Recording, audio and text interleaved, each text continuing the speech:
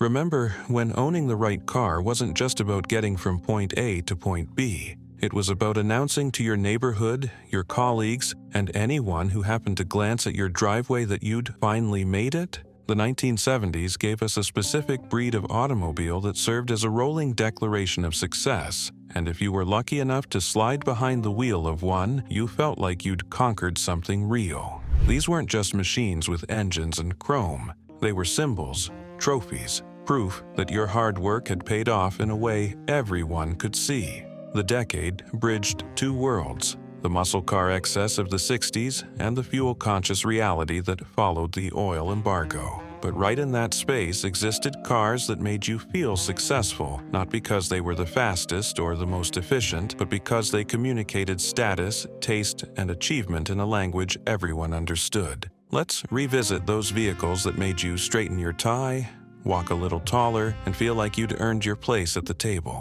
The 1970 Cadillac Eldorado arrived in your driveway like a declaration of victory. You'd see it there in the morning sun, all 18 feet and 8 inches of it stretching along the curb, that massive hood concealing a 500 cubic inch V8 engine that made 400 horsepower feel like a birthright rather than a luxury. The proportions alone announced success. Front-wheel drive in a package that weighed over 5,000 pounds, with hidden headlamps that flipped up when you turned the switch, transforming the car's face from sleek to aggressive in seconds. When you settled into that pillow-soft leather interior, surrounded by wood-grain trim that ran across the dashboard in warm, convincing sweeps, you weren't just sitting in a car, you were occupying a mobile statement about having arrived. The Eldorado didn't apologize for its size or its thirst. It consumed premium gasoline at alarming rates, maybe 8 miles per gallon if you drove gently,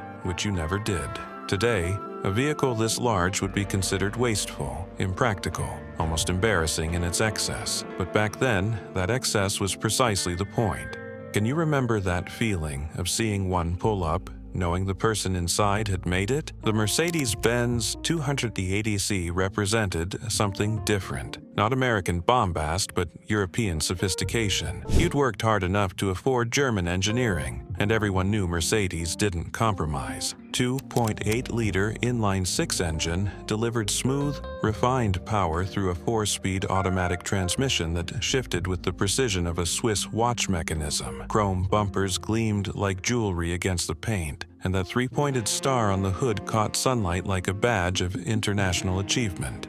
The interior smelled of real leather, not vinyl pretending to be leather, and the doors closed with a solid thunk that communicated vault-like quality. This wasn't a car for showing off at the stoplight. This was a car for pulling up to the country club, the expensive restaurant, the important business meeting. The Mercedes owner in the 1970s understood that success could be quiet, that quality spoke louder than volume. The fuel-injected engine started instantly, even on cold mornings while your neighbor's American V8 coughed and complained. These cars cost serious money, $12,000 to $15,000 when a nice house in many areas ran $25,000. But that price gap was part of the appeal, wasn't it? Owning one meant you'd crossed a threshold most people only dreamed about. How did it feel, knowing you drove the same brand as diplomats and executives? The Lincoln Continental Mark III created its own category of personal luxury. When you saw one parked outside the steakhouse or the hotel, you noticed the long hood, the short rear deck, the opera windows that framed the C-pillar like architectural details on a mansion. The Rolls-Royce-style grille announced ambition without apology, and that vinyl roof, usually in white or black, stretched tight over the roofline like expensive formal wear. Under that hood sat a 460 cubic inch V8 producing 365 horsepower, enough to move the car's substantial mass with authority. But the real luxury lived inside. Individual reclining seats that felt like living room furniture, genuine wood trim, and a ride quality that soaked up road imperfections like they didn't exist.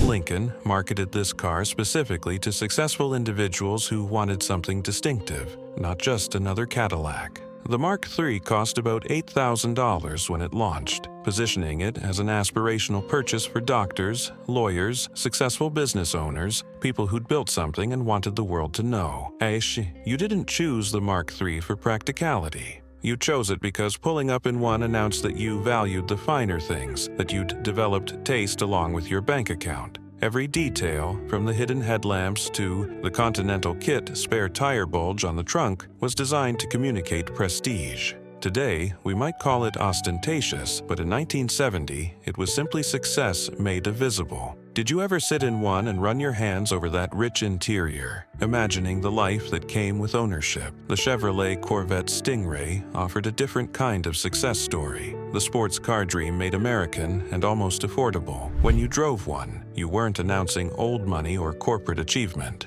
You were declaring that success meant freedom, performance, the ability to choose excitement over practicality. That iconic Coke bottle shape, introduced in 1968 and refined through the early 70s, turned heads like nothing else on American roads. Chrome bumpers wrapped around the pointed nose and rear, and those hidden headlamps rotated into view with mechanical drama. The small block V8 options ranged from the 350 cubic inch to the mighty 454 cubic inch LS6, which cranked out 425 horsepower in 1971 before emissions regulations began their inevitable squeeze. You'd drop into that low-slung cockpit, surrounded by a dashboard full of gauges, the transmission tunnel separating you from your passenger like a center console in a fighter jet. The T-top roof panels lifted off and stored behind the seats, turning the car into something close to a convertible. This wasn't about comfort. The ride was firm, the interior cramped,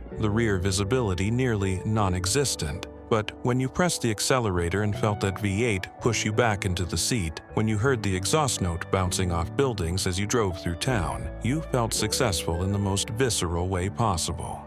The Corvette said you'd made enough money to buy a toy, to prioritize fun, to recapture some of the youth that corporate climbing had temporarily stolen. How many times did you turn around for one more look after parking it? The BMW 3.0 CS Coupe brought European racing pedigree to your driveway, wrapped in elegant, understated sheet metal. This wasn't the brash announcement of American luxury. This was refined performance for the person who understood the difference between horsepower and handling. The 3.0-liter inline-six engine produced around 180 horsepower, which doesn't sound impressive until you factor in the car's relatively light 3,000-pound curb weight and sophisticated independent suspension that actually let you use all that power through corners. The long hood and short rear deck created classic grand touring proportions, while those chrome bumpers and kidney grills announced BMW's identity without shouting. Inside, you'd find sport seats that actually held you in place during spirited driving, a wood-rimmed steering wheel that felt substantial in your hands, and switchgear that operated with mechanical precision. The 3.0 CS cost serious money, often $10,000 or more, placing it in rarefied territory where most Americans bought Cadillacs or Lincolns. But choosing the BMW meant you understood something about driving dynamics, that you valued the journey as much as the destination, that your success included sophistication and taste refined beyond simple size and chrome. The 4-speed manual transmission connected you to the car in ways automatics never could, each shift a tactile conversation between driver and machine. Today, survivors of this model command six-figure prices from collectors who recognize its significance. But back then, pulling up in a 3.0 CS told your neighbors you'd traveled, that you appreciated European sensibilities, that your worldview extended beyond domestic offerings. Could you feel the difference in how people perceived you when you mentioned you drove a BMW instead of a Buick? The Jaguar XJ6 delivered British elegance with that unmistakable leaping cat mascot perched on the hood. When you saw one gliding down the street, you noticed the graceful proportions first, long, low, and sleek in ways American cars never quite achieved. Sir William Lyons designed the XJ6 to compete with the best luxury sedans in the world, and the result looked expensive from every angle. The 4.2-liter inline-six engine produced about 180 horsepower through twin Zenith-Stromberg carburetors, delivering smooth, refined power that felt more sophisticated than the big American V8s. Those carburetors required regular tuning to maintain proper performance, and the Lucas electrical system earned a reputation for temperamental behavior. But ownership was never about convenience. It was about making a statement. The interior wrapped you in Connolly leather, real wood veneers, covered the dashboard and door panels, and the seats offered a perfect balance between support and comfort. Independent rear suspension, unheard of in most American luxury cars, gave the Jaguar handling capabilities that let you enjoy winding roads rather than just endure them. When you pulled up in an XJ6, you weren't just announcing success, you were declaring Anglophilia, sophistication, a willingness to accept some mechanical quirkiness in exchange for beauty and breeding. The car cost about as much as a Mercedes but felt more exclusive, more special, more like something a character in a British film would drive. Your mechanic might have groaned when you brought it in, but you didn't care because every drive felt like an occasion. Remember how that wood-rimmed steering wheel felt in your hands, how the exhaust notes sounded like controlled thunder rather than American roar. The Oldsmobile Toronado pioneered front-wheel drive in a full-size American luxury coupe, and owning one meant you appreciated innovation as much as status. The hidden headlamps gave the front end a smooth, uninterrupted look until you turned them on and watched those panels flip up like mechanical eyelids. Under that long hood sat a massive 455 cubic-inch V8 producing 400 horsepower in early 70s versions, all that power channeling through the front wheels in an engineering feat that seemed almost magical at the time. The split-chain turbo-hydromatic transmission connected the engine to the differential. Running underneath the engine to save space and improve weight distribution, you'd sink into bucket seats separated by a console, surrounded by a dashboard that swept across the interior in dramatic horizontal lines, punctuated by vertical chrome accents. The ride quality floated over imperfections in that distinctly American way, while the front-wheel drive provided surprising traction in adverse weather. This wasn't the most popular personal luxury coupe. Cadillac's Eldorado, built on the same platform, outsold it. But choosing the Toronado showed you understood mechanical sophistication, that you didn't just follow the crowd to Cadillac. The car cost around $5,500 new in 1970, positioning it as attainable luxury for successful middle managers, small business owners, professionals who'd climbed far enough to afford something special but hadn't quite reached executive levels. That massive engine consumed fuel at frightening rates, maybe 10 miles per gallon if you were lucky. But gas was cheap and you'd earned the right to enjoy it. Today, the front-wheel drive layout is everywhere, mundane and expected. But in 1970, piloting a Toronado meant you were driving tomorrow's technology today. Did you ever explain the front-wheel drive system to impressed passengers, enjoying their surprise? The Porsche 911 represented pure, sports car pedigree transplanted from European racetracks to American highways. That distinctive silhouette, sloping hood, curved roofline, fastback rear end was instantly recognizable from blocks away. The air-cooled flat-six engine mounted behind the rear axle produced anywhere from 180 to 210 horsepower depending on the year and model. But the real magic lived in how that engine delivered its power. The 5-speed manual transmission snicked between gears with mechanical precision, and the rear engine layout created handling characteristics that rewarded skill while punishing mistakes. You learned to trail brake into corners, to trust the chassis, to respect the way weight shifted and traction broke loose if you lifted off the throttle mid-turn. The interior was purposeful rather than luxurious. Sport seats, a simple dashboard with 5 round gauges clustered in front of you, that thin steering wheel that communicated every nuance of the road surface. At around $10,000 or more, the 911 cost serious money, comparable to a Corvette, but perceived as more exotic, more sophisticated, more connected to international motorsports. Porsche's racing success, Le Mans Victory, Rally Championships, transferred directly to the car you drove on public roads. When you pulled up in a 911, you weren't announcing wealth as much as passion, knowledge, and understanding that driving could be art rather than mere transportation. The sound of that flat six at full throttle, a mechanical wail rising through the rev range, announced your arrival better than any horn. Today, early 911s are collector items worth multiples of their original price, but in the 70s, they were attainable dreams for successful enthusiasts who saved and prioritized. How did it feel, knowing your car shared DNA with machines that won at the world's most prestigious races? The Buick Riviera delivered dramatic styling wrapped around GM's most refined engineering. The boat-tail rear end, introduced in 1971, created controversy and conversation in equal measure. That pointed rear deck with its swept-back window looked like nothing else in Buick's lineup or on American roads. Chrome bumpers, hidden headlamps behind motorized panels, and that distinctive grille announced the Riviera from any angle. Under the hood sat a 455 cubic inch V8 producing up to 330 horsepower, more than enough to move the car's substantial weight with authority. The interior featured Buick's best materials: soft leather, genuine wood trim, full instrumentation including a tachometer uncommon in luxury cars of the era. You'd sink into those individual bucket seats, grip that thin-rimmed steering wheel, and feel connected to something special. The Riviera occupied unique territory, more sporting than a LeSabre, more distinctive than an Electra, less ostentatious than a Cadillac. It cost around $5,000 to $6,000 new, making it accessible to successful professionals who wanted something beyond ordinary but stopped short of Cadillac prices. The boat-tail design lasted only through 1973, making those years particularly special, particularly memorable for owners who enjoyed standing out. Today, that controversial styling is celebrated. Those cars sought after by collectors who recognize bold design when they see it. But in the early 70s, choosing a Riviera meant you had confidence in your own taste, that you didn't need universal approval to feel successful.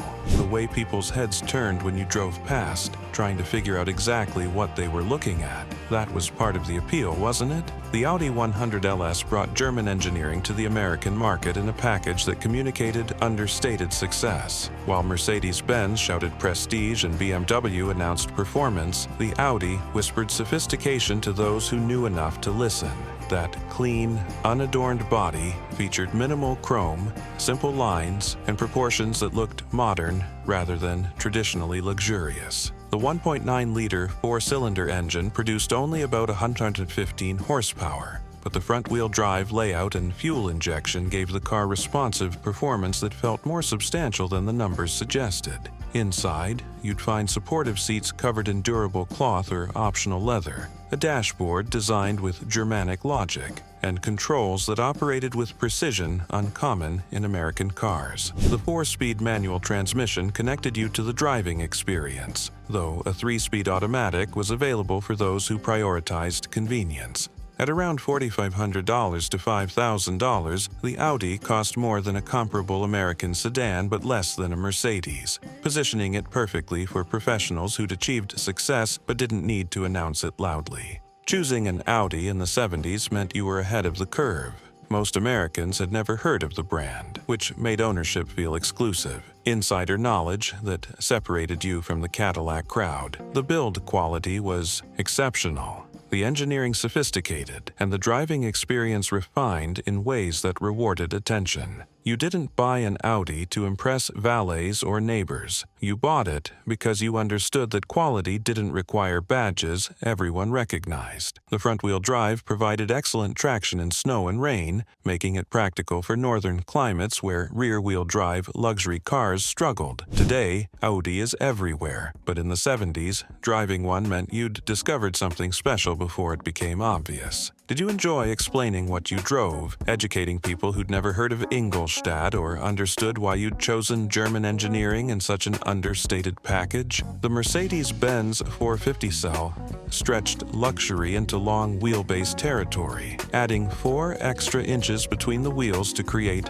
palatial rear seat accommodations. This wasn't a car you drove yourself unless you wanted to. This was a car that announced you'd reached the level where someone else might handle the driving while you conducted business from the back seat. The 4.5-liter V8 engine produced around 230 horsepower through Bosch fuel injection, delivering smooth, refined power that felt effortless at any speed. That 3-pointed star on the hood caught light like a beacon of achievement, and the body's upright, formal proportions communicated seriousness and substance. Inside, you'd find leather everywhere, wood trim that felt solid under your fingers, and controls that operated with Swiss watch precision. The suspension soaked up road irregularities while maintaining composure through corners, a balance American luxury cars rarely achieved. Air conditioning actually worked. The heating system responded quickly, and the ventilation moved air without noise or drama. At $15,000 to $20,000 depending on options, the 450 SEL cost as much as a nice house in many American cities, placing it firmly in territory reserved for executives, successful entrepreneurs, and those who'd accumulated serious wealth.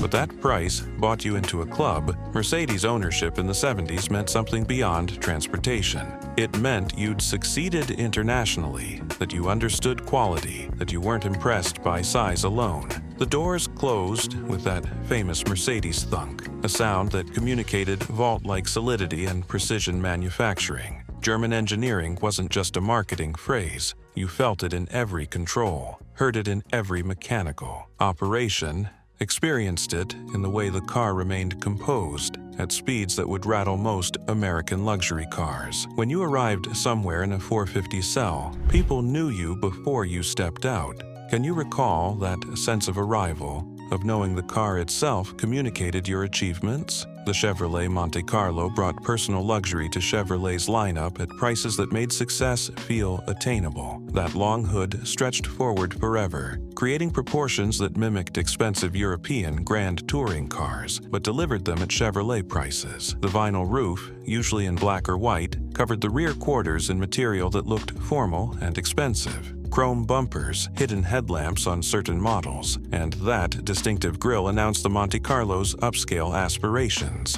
Under the hood, you could choose from various V8 engines, including the potent 454 cubic inch big block that produced up to 365 horsepower in early versions, though emissions regulations quickly tamed output. The interior featured bucket seats, a console between them, and trim that attempted sophistication even if it didn't quite achieve Mercedes levels. But here's what mattered. The Monte Carlo cost around $3,500 new in 1970, making it accessible to young professionals, successful salespeople, middle managers who couldn't afford a Cadillac but wanted something special. You could finance it, park it in your driveway, and feel like you'd arrived somewhere important. Your neighbors might have driven Impalas or Bel Airs, but you drove a Monte Carlo, which meant you'd prioritized style and status over pure practicality. The ride quality was smooth, the engine had power when you needed it, and the styling turned heads at the shopping center or the drive-in. Today, we might dismiss it as a glorified Chevelle, with a longer hood and fancier trim. But back then, those distinctions mattered.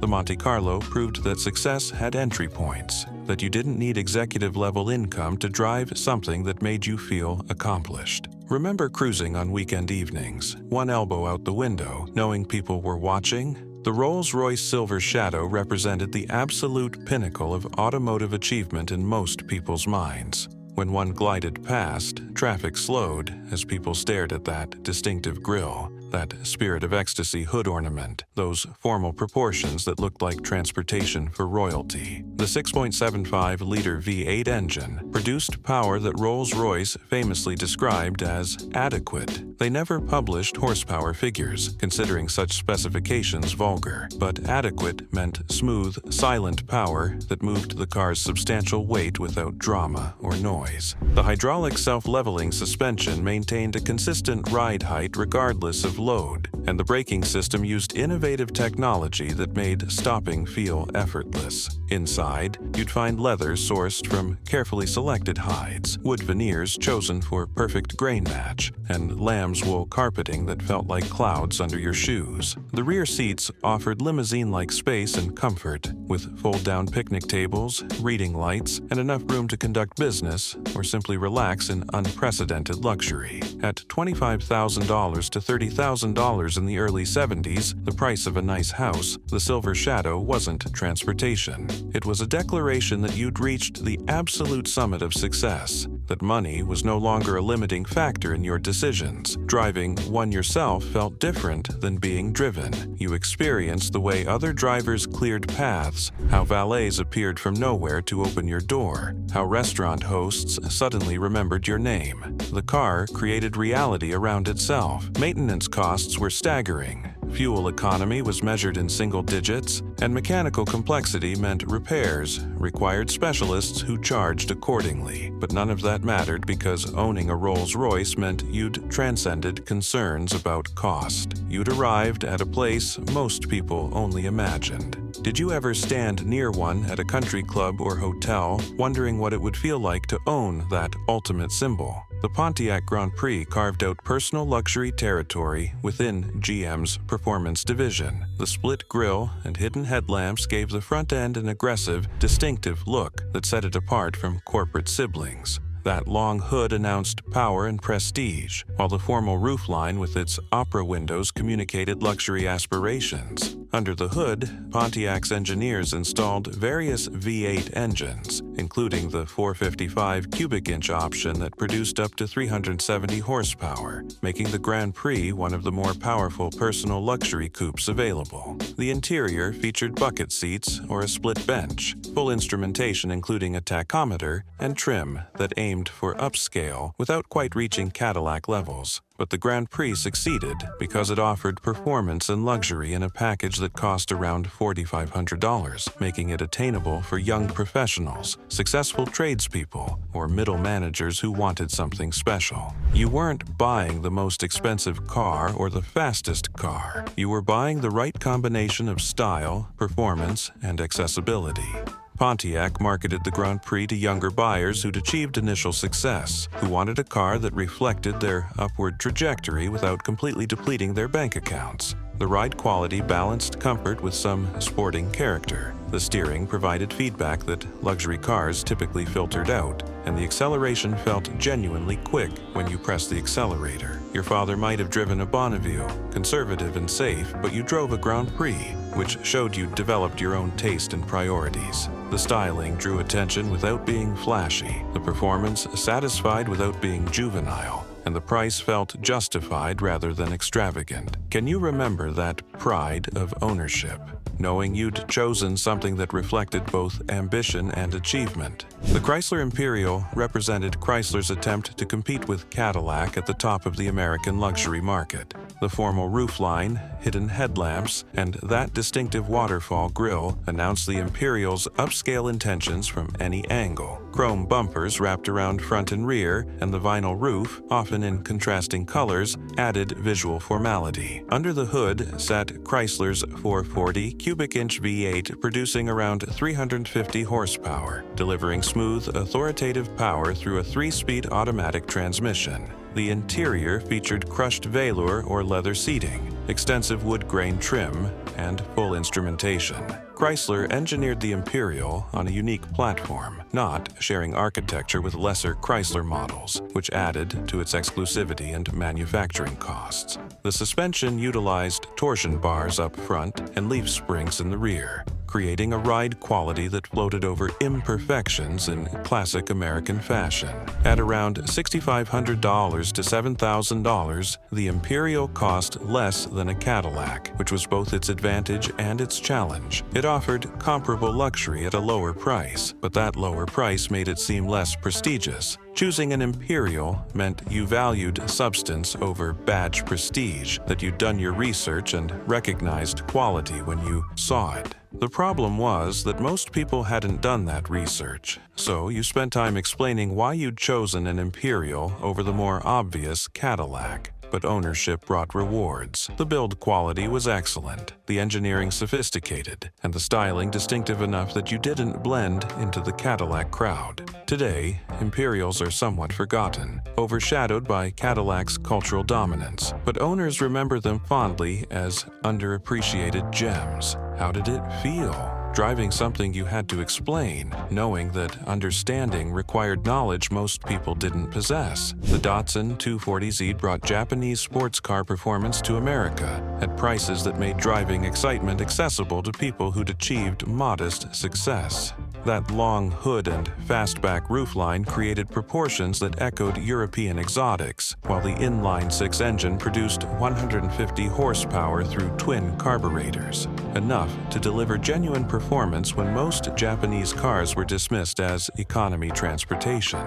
The 5-speed manual transmission connected you to the driving experience, each shift precise and mechanical, and the independent rear suspension let you actually use that power through corners without drama. Inside, you'd find simple bucket seats, a 3-spoke steering wheel, and round gauges clustered in front of you like instruments in a cockpit. Nothing was luxurious, but everything felt purposeful and honest. At around $3,500 new, the 240Z cost less than a Corvette, less than a Porsche, less than most American muscle cars, yet delivered handling and build quality that embarrassed domestic offerings. Choosing one meant you understood that success didn't require the most expensive option. It required the right option. Your neighbors might have questioned why you'd bought Japanese when American V8s offered more power, but you knew something they didn't. You understood that connected steering feel, predictable handling balance, and mechanical reliability mattered more than cubic inches and horsepower numbers. The 240Z started every morning,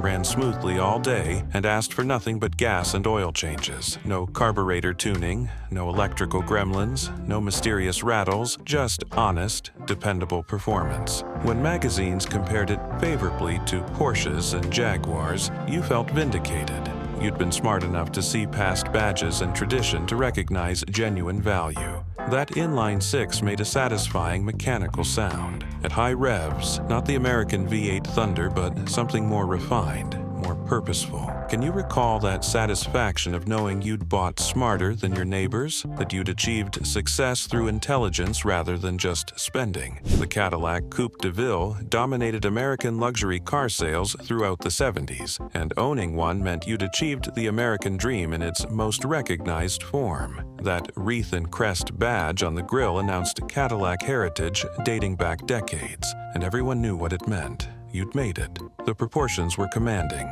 Long, low, wide, with enough chrome trim to catch sunlight from every angle. Under the hood sat a massive 472 cubic inch V8 producing around 375 horsepower in early 70s versions, delivering effortless acceleration that felt appropriate for a car weighing over 4,800 pounds. The interior wrapped you in pillow-soft leather or velour, surrounded you with wood grain trim, and isolated you from road noise so effectively that conversation remained easy at highway speeds. Power everything. Windows, seats, locks, antenna, operated at the touch of a button, making you feel like commanding technology rather than wrestling with machinery. The ride quality soaked up potholes and expansion joints like they didn't exist, creating that famous Cadillac float that made long trips feel effortless. At around $6,000 to $7,000 new, the Coupe de Ville represented attainable luxury for doctors, lawyers, successful business owners, people who'd worked hard and wanted the world to know.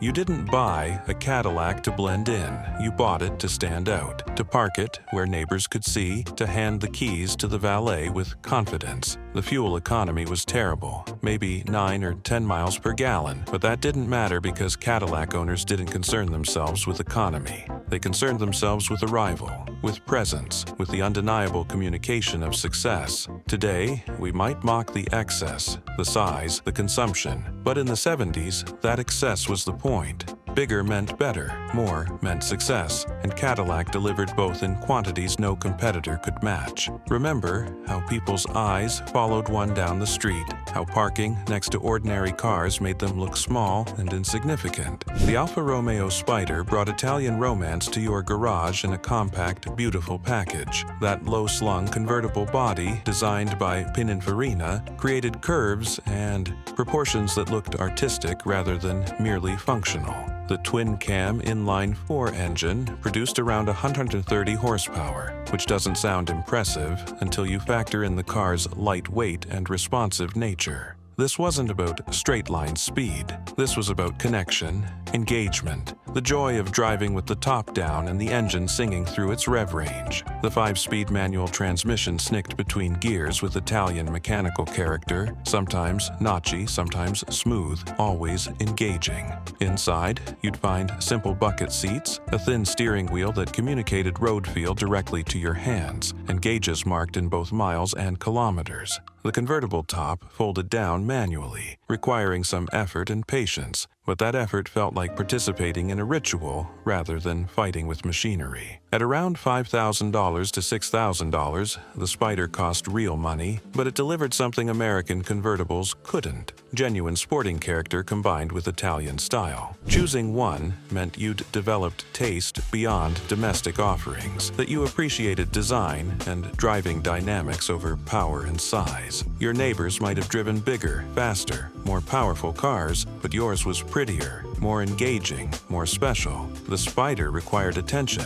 It needed proper maintenance, didn't always start on cold mornings, and occasionally developed electrical quirks. But that personality was part of the appeal. Owning one meant you'd succeeded well enough to afford something impractical, something chosen for joy rather than utility. The way it looked, parked at the curb, top down, waiting for the next drive, that was automotive art. Did you ever take the long way home just to extend the experience, just to hear that twin-cam engine a little longer? The Lincoln Continental sedan represented traditional American luxury in its most formal expression. The suicide doors, rear-hinged back doors that opened backward, created drama and distinction that no other American sedan offered. When you opened all 4 doors, the Continental looked like it was presenting itself, creating an entrance point that felt ceremonial. Under that long hood sat a 460 cubic inch V8 producing around 365 horsepower, more than enough to move the car's substantial weight with dignity and authority. The interior featured individual reading lights, fold-down center armrests, front and rear, and enough leather and wood to furnish a study. The ride quality prioritized comfort above all else, with suspension tuning that isolated occupants from road imperfections so effectively that you seemed to float rather than drive. At around $10,000 new, the Continental cost significantly more than a Cadillac, positioning it for buyers who wanted something beyond the most popular choice, who appreciated Lincoln's distinct approach to luxury. The suicide doors required explanation. Children found them fascinating. Adults found them elegant, and everyone agreed they made the Continental memorable. You didn't park one in a hurry because opening those doors required space and ceremony. You planned your arrival, chose your parking spot carefully, and stepped out knowing people were watching.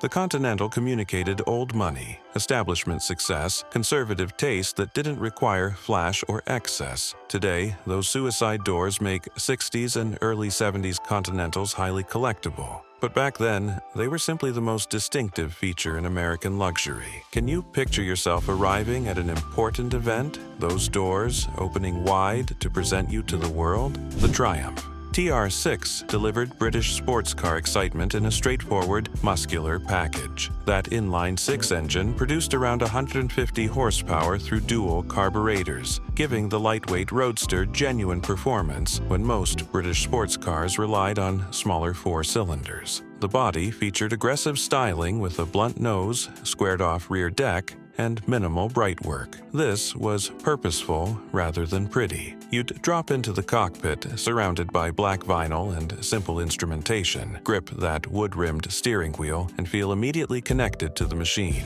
The 4-speed manual transmission with electric overdrive let you stretch the engine's power band, making highway cruising relaxed despite the car's sporting nature. At around $4,000 new, the TR6 cost less than many American muscle cars but delivered a different kind of excitement. Wind in your hair, engine noise unfiltered by sound deadening, mechanical feedback through every control. Choosing one meant you understood that success could include fun, that not every purchase needed to be sensible or practical. Your colleagues might have driven sedans and luxury coupes, but you drove something that made every commute feel like an event. The convertible top was manual, required patience, and leaked slightly when it rained. But those compromises felt acceptable when the sun came out and you could drive with the top down. British reliability was questionable. Lucas Electrical Systems earned the nickname Prince of Darkness for good reason, and those carburetors needed regular tuning. But ownership was about the experience, not the convenience. When it ran properly, the TR6 delivered pure driving joy. When it didn't, you learned patience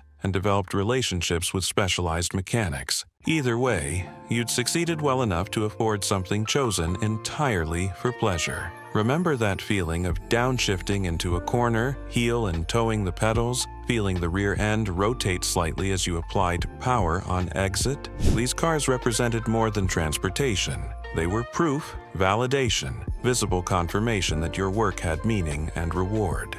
Whether you chose American excess, European sophistication, or Japanese value, the car in your driveway announced your success to everyone who passed. The 70s gave us the last generation of cars designed without compromise, before fuel economy mandates and safety regulations reshaped everything. These machines celebrated arrival, achievement, the American promise that hard work would be rewarded with something tangible and beautiful. Which of these made you feel most successful? Which one still occupies space in your memory decades later? Perfect and untouchable. Drop a comment and share your story.